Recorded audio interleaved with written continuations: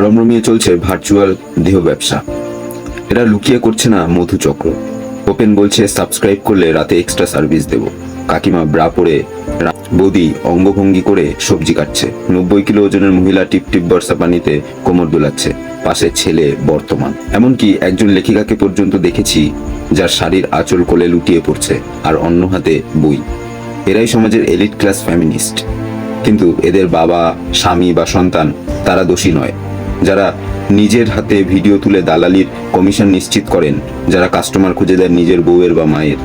অন্যদিকে একদল সমাজের বিকৃত ভদ্র সমাজ সেই ব্যবসায়ীর কাস্টমার হতে আবেদন করে চলেন কমেন্ট বক্সে।